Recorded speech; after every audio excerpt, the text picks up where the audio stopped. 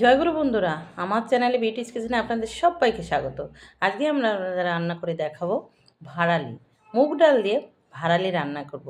ভাড়ালি কিন্তু থোড়ও বলে এটাকে। দেখুন এই যে আমি থোড়টা সকালবেলায় গলিতে আমাদের এসেছিলো, সবজিওয়ালা থেকে এই নিলাম, একদম টাটকা থোড়টা। এই ভাড়ালটাকে আমি এবার এই যে ছুলেছি, দেখুন বন্ধুরা, এই যে ছুলেছি, এটার উপরে একটা ছোকলা থাকে, সেটাকে যে ছুলে ফেলতে ছুলে এবার এটাকে কুচি কুচি করে কাটতে হবে। এই যে দেখুন আমি এই যে কুচি কুচি করে যতটা পারবেন আপনারা ঝিরিঝিরি করে কুচাবেন। এই ঝিরিঝিরি করে কেটে তারপরে আমি রান্না আপনাদের দেখাবো। এভাবে কাটতে হবে।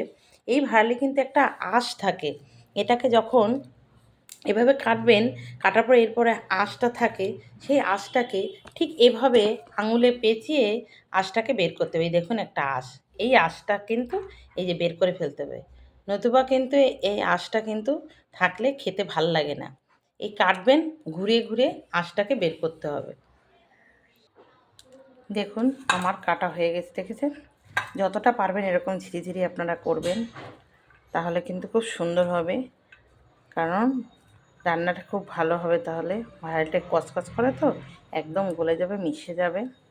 তো এবার আমি ভাড়ালটাকে ধুয়ে টুয়ে নেব।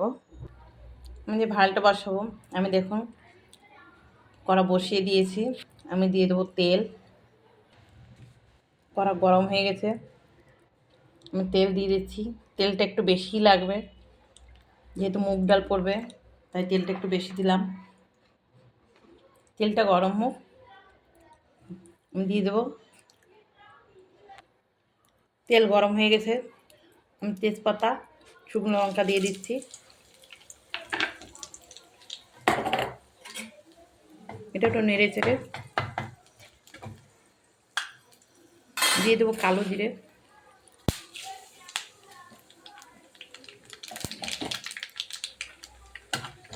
নেড়ে চেড়ে এবার আমি ভাড়ালিটা দিয়ে দেবো তেলের ভিতরে। ধুয়ে রাখা যে ভাড়ালি দিয়ে দিচ্ছি।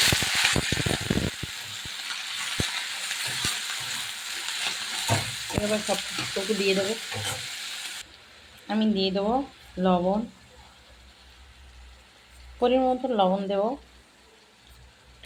দিয়ে দেবো হলুদ, দিয়ে নেড়ে চেড়ে আমি একটু ঢেকে দেবো। এবার ঢেকে দেবো। আমি আরেকটা প্যান বসিয়ে দিয়েছি। এটা আমি কিছুটা মুগ ডাল ভাজবো। যে মুগ ডালটা আমি দিয়ে দেবো ভাড়ালির ভিতরে, তাই আন্দাজ করে কিছুটা মুগ ডাল দিয়ে দেবো। এটাকে একটু ভাজা ভাজা করব, একটু নেড়ে চেড়ে তারপরে আমি ওই ভাড়ালির ভিতরেই দিয়ে দেবো। একটু লাল হবে সেই ভাড়ালিতে দিয়ে দিতে হবে। দেখুন আমার ডাল ভাজা হয়ে গেছে। এবার ডালটাকে আমি দিয়ে দেবো ভাড়ালির ভিতরে। এই যে ভাড়ালিতে আমি দিয়ে দিয়েছি ডালটা। এবার এই নেড়ে চেড়ে আমি ডালটাকে আবার ঢেকে দেবো, কারণ ডালটা একটু গলবে, ভাড়ালিও গলে যাবে এবং ভাড়ালি ডালের সঙ্গে সুন্দরভাবে একদম মিশে যাবে। এবার আমি ঢেকে দেবো। আমি দিয়ে দেবো 3টে কাঁচা লঙ্কা চিরা। এবার দেখুন কী সুন্দর হয়ে এসছে, দেখেছে? সিদ্ধ হয়েছে, কিন্তু ডালও সিদ্ধ হয়েছে আর থোড়ও কিন্তু সিদ্ধ হয়েছে। আর একবার আমি আর একটু ঢেকে দেবো। দেখুন এটা কিন্তু প্রায় হয়ে এসছে। এবার আমি একটু দিয়ে দেবো জিরের গুঁড়ো। এটা একটু গুঁড়ো দেব।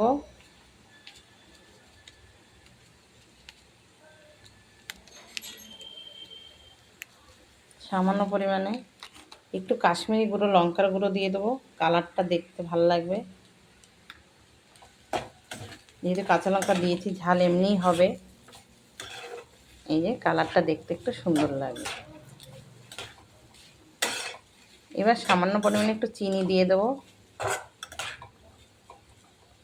এই যে থোড় ভাড়ালি যেটা বলে, এই ভাড়ালি কিন্তু ভীষণ উপকার, আয়রন, খুব আয়রন হয় এই ভাড়ালিতে। আমি দিয়ে দেবো চিনি। চিনি দিয়ে নেড়ে চেড়ে আমি নামিয়ে নেব। আমার হয়ে গেছে মুগ ডাল ভাড়ালি, এবার আমি নামিয়ে নেব।